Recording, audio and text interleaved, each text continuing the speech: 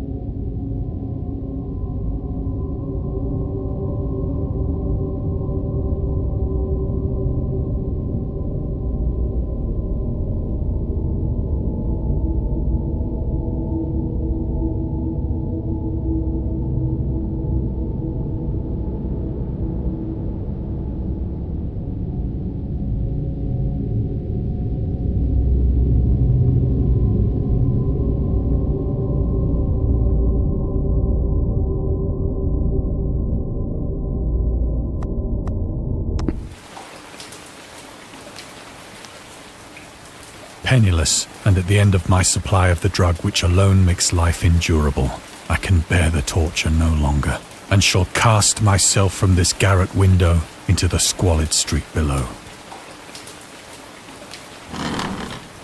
Do not think from my slavery to morphine that I am a weakling or a degenerate. When you have read these hastily scrawled pages, you may guess, though never fully realize, why it is that I must have forgetfulness or death.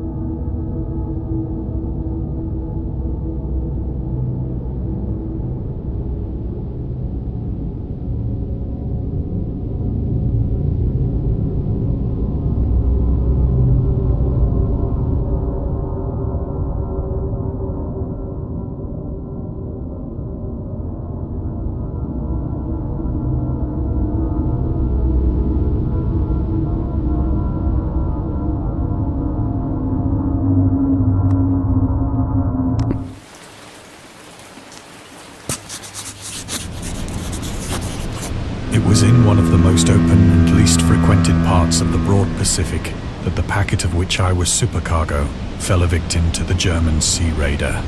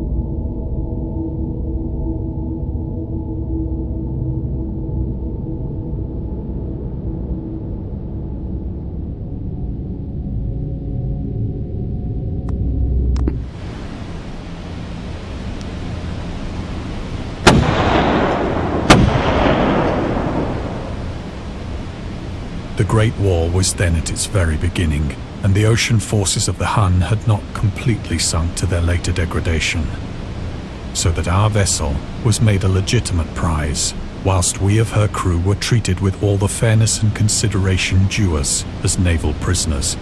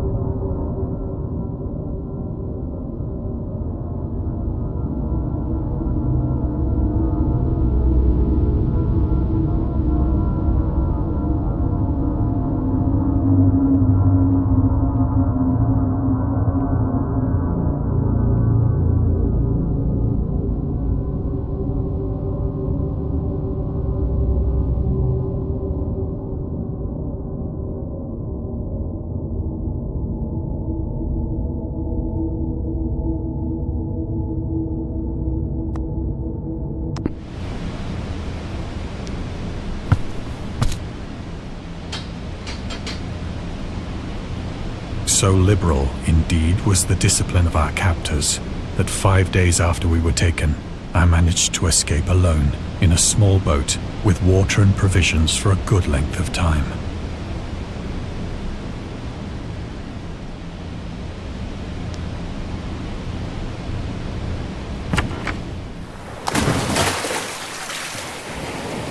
When I finally found myself adrift and free, I had but little idea of my surroundings.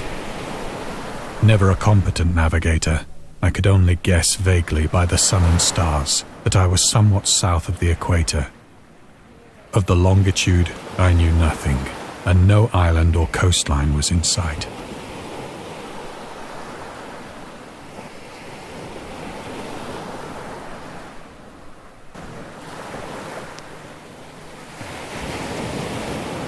The weather kept fair, and for uncounted days I drifted aimlessly beneath the scorching sun, waiting either for some passing ship or to be cast on the shores of some habitable land.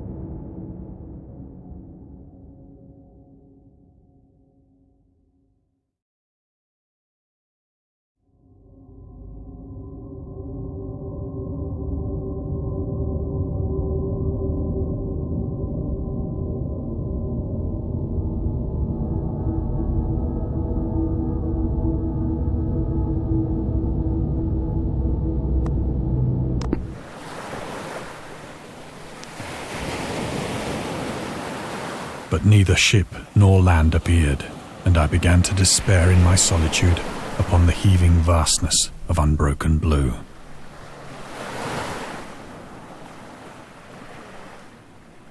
The change happened whilst I slept.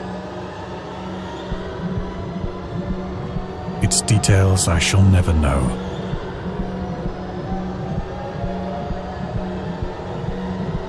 For my slumber though troubled and dream-infested, was continuous.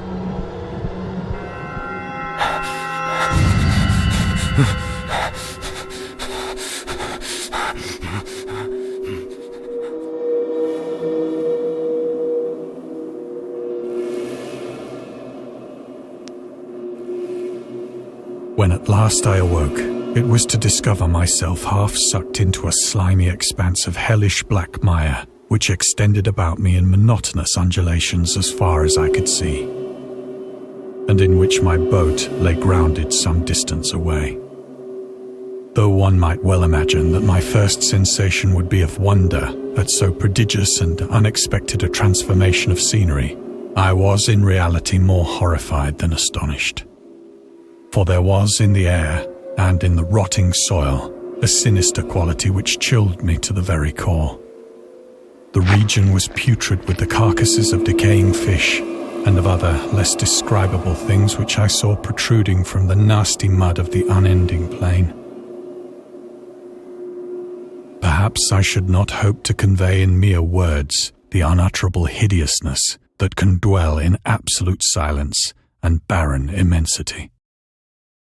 There was nothing within hearing and nothing in sight save a vast reach of black slime, yet the very completeness of the stillness and the homogeneity of the landscape oppressed me with a nauseating fear.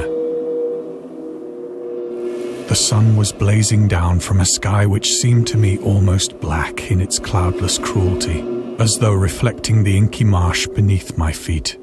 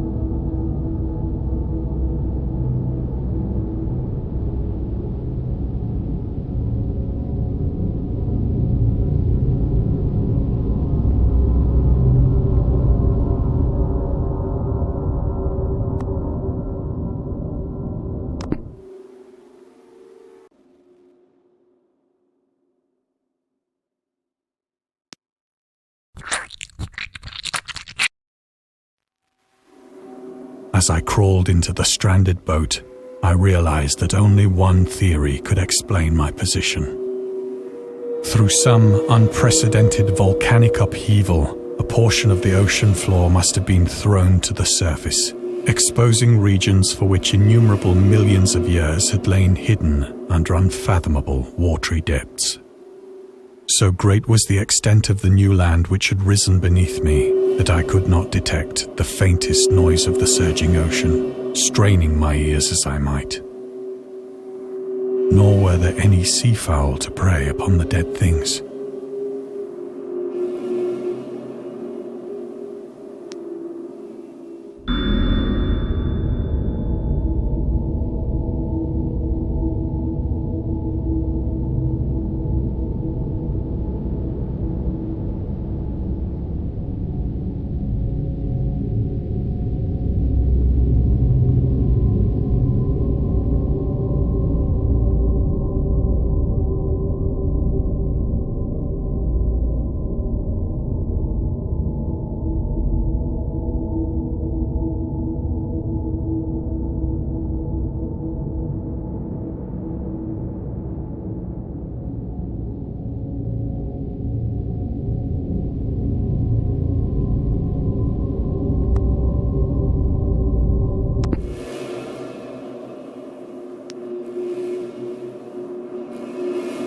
For several hours I sat thinking or brooding in the boat, which lay upon its side and afforded a slight shade as the sun moved across the heavens. As the day progressed, the ground lost some of its stickiness and seemed likely to dry sufficiently for travelling purposes in a short time. That night I slept but little, and the next day I made for myself a pack containing food and water, preparatory to an overland journey in search of the vanished sea and possible rescue.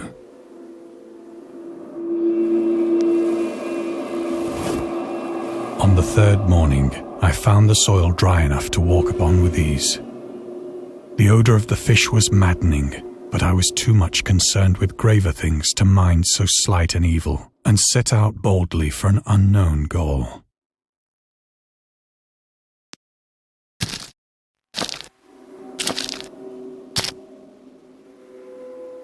All day I forged steadily westward, guided by a faraway hummock which rose higher than any other elevation on the rolling desert.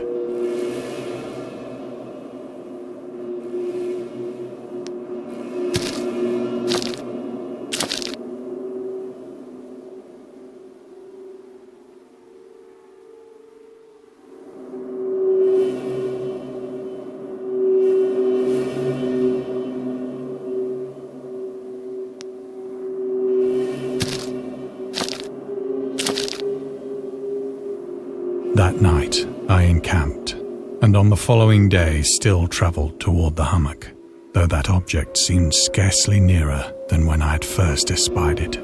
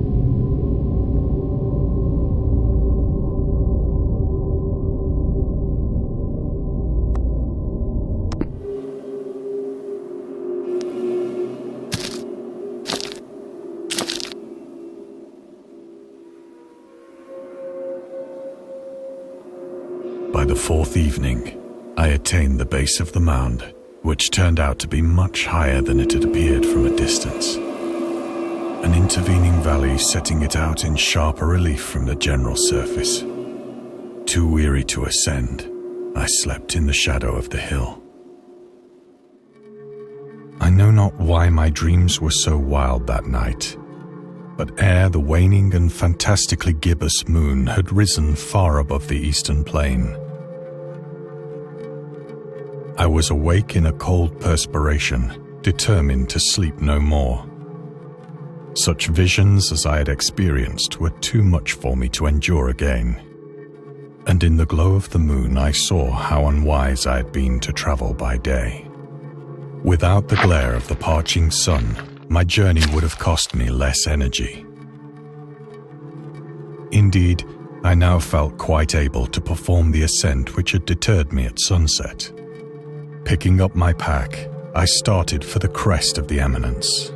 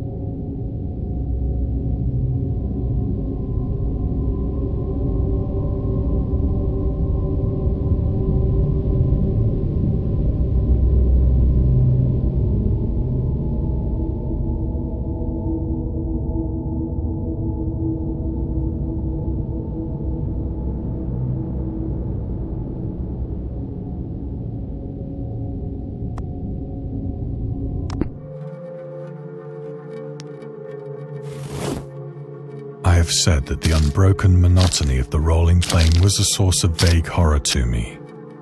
But I think my horror was greater when I gained the summit of the mound and looked down the other side into an immeasurable pit or canyon, whose black recesses the moon had not yet soared high enough to illumine. I felt myself on the edge of the world, peering over the rim into a fathomless chaos of eternal night. Through my terror ran curious reminiscences of Paradise Lost, and of Satan's hideous climb through the unfashioned realms of darkness.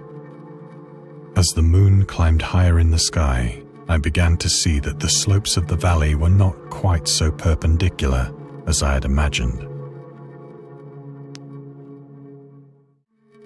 Ledges and outcroppings of rock afforded fairly easy footholds for a descent, whilst after a drop of only a few hundred feet, the declivity became very gradual.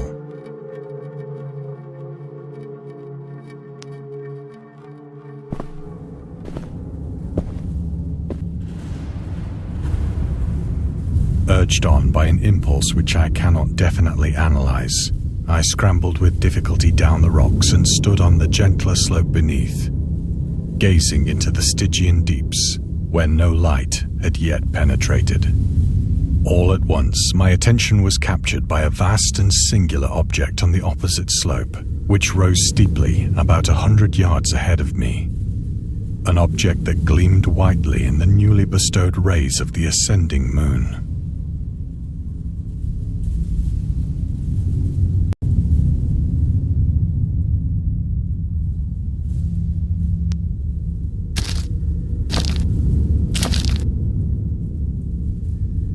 That it was merely a gigantic piece of stone, I soon assured myself.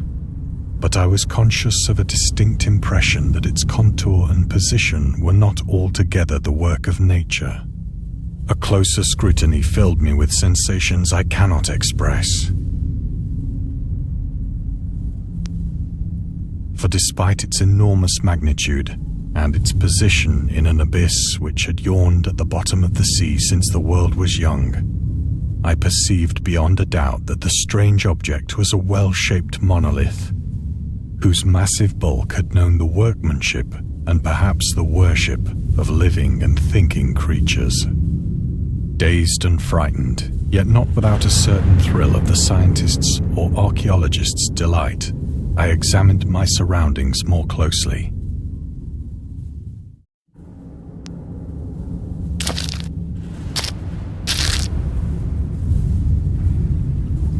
The moon, now near the zenith, shone weirdly and vividly above the towering steeps that hemmed in the chasm, and revealed the fact that a far-flung body of water flowed at the bottom, winding out of sight in both directions and almost lapping my feet as I stood on the slope. Across the chasm, the wavelets washed the base of the Cyclopean monolith, on whose surface I could now trace both inscriptions and crude sculptures.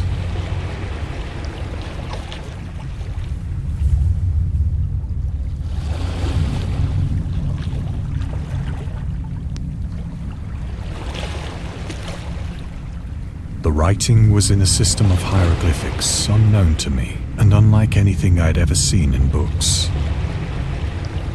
consisting for the most part of conventionalized aquatic symbols such as fishes, eels, octopi, crustaceans, mollusks, whales, and the like. Several characters obviously represented marine things which are unknown to the modern world,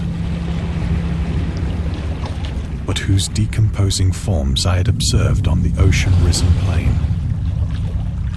It was the pictorial carving, however, that did most to hold me spellbound.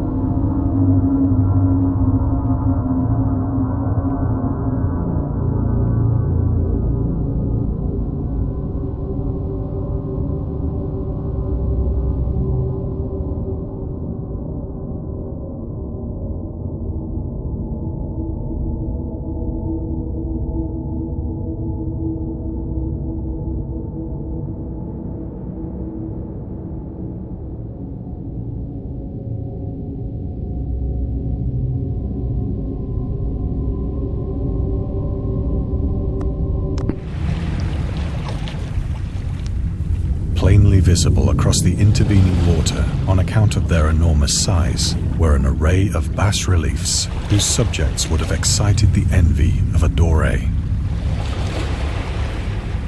I think that these things were supposed to depict men, at least a certain sort of men. Though the creatures were shown disporting like fishes in the waters of some marine grotto, or paying homage at some monolithic shrine which appeared to be under the waves as well. Of their faces and forms I dare not speak in detail, for the mere remembrance makes me grow faint. Grotesque beyond the imagination of a Poe or a Bulwer, they were damnably human in general outline, despite webbed hands and feet, shockingly wide and flabby lips, glassy, bulging eyes, and other features less pleasant to recall. Curiously enough, they seem to have been chiseled badly out of proportion with their scenic background. For one of the creatures was shown in the act of killing a whale, represented as but little larger than himself. I remarked, as I say, their grotesqueness and strange size, but in a moment decided that they were merely the imaginary gods of some primitive fishing or seafaring tribe. Some tribe whose last descendant had perished eras before the first ancestor of the Piltdown or Neanderthal man was born.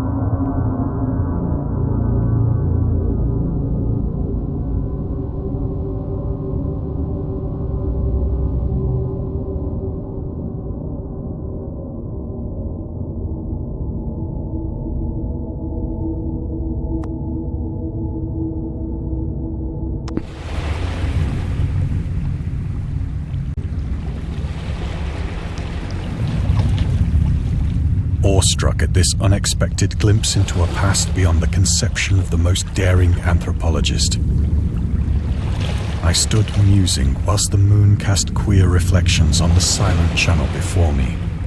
Then, suddenly, I saw it. With only a slight churning to mark its rise to the surface, the thing slid into view above the dark waters.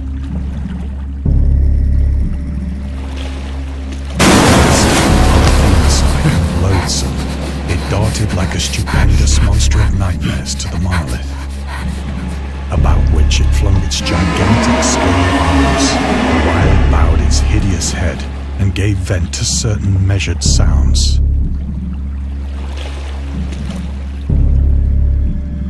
I think I went mad then.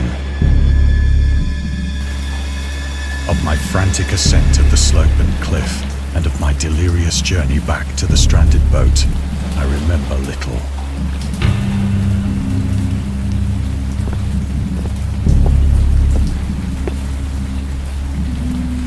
I believe I sang a great deal and laughed oddly when I was unable to sing.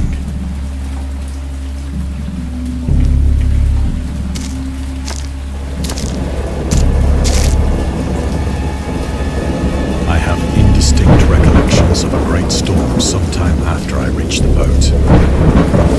At any rate, I know that I heard pearls of thunder and other tones which nature utters only in her wildest moods.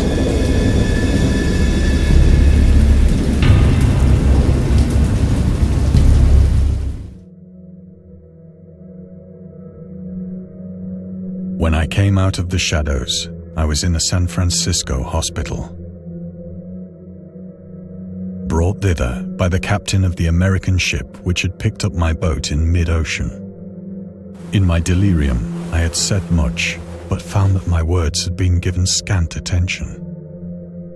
Of any land upheaval in the Pacific, my rescuers knew nothing. Nor did I deem it necessary to insist upon a thing which I knew they could not believe.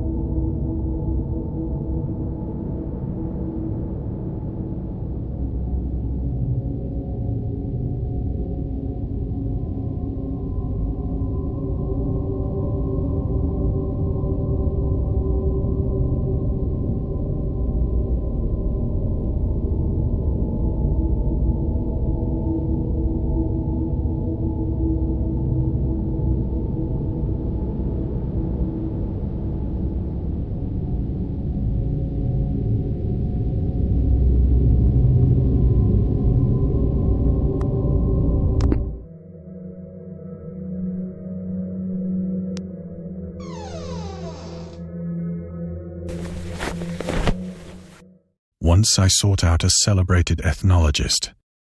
and amused him with peculiar questions regarding the ancient Philistine legend of Dagon, the fish god.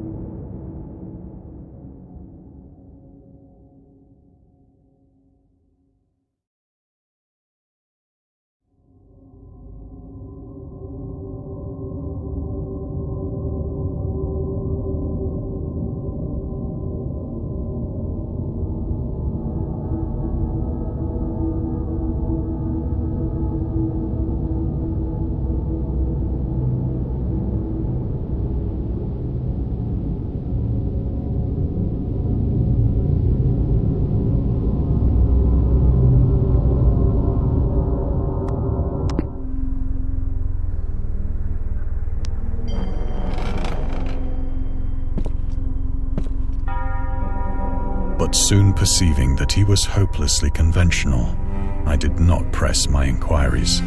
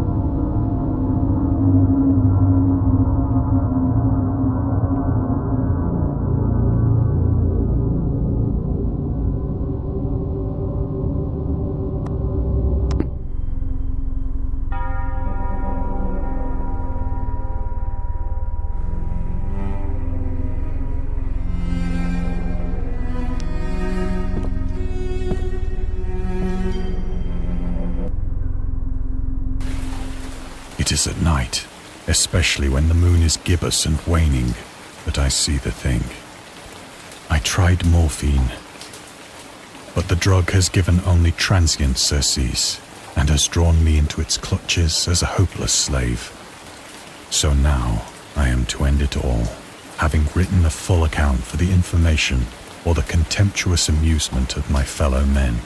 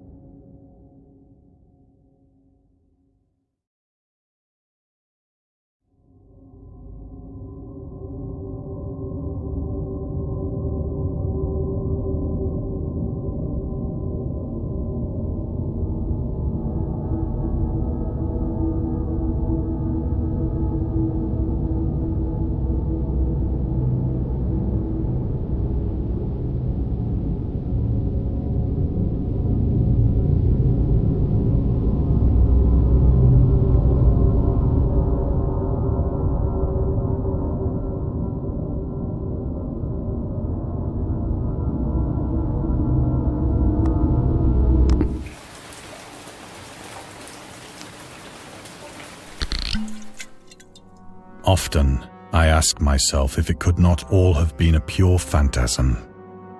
A mere freak of fever as I lay sun-stricken and raving in the open boat after my escape from the German man-of-war. This I ask myself, but ever does there come before me a hideously vivid vision in reply.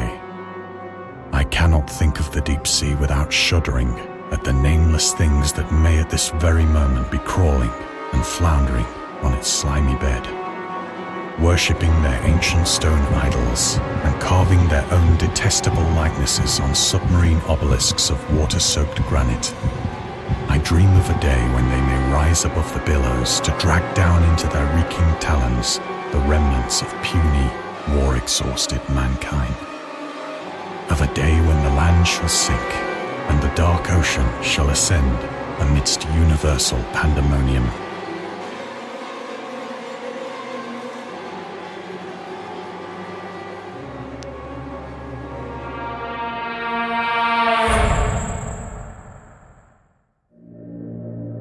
Is near. I hear a noise at the door, as of some immense slippery body lumbering against it.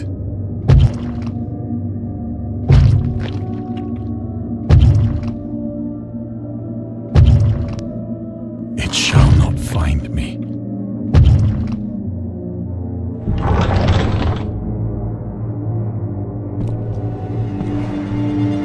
God, that hand!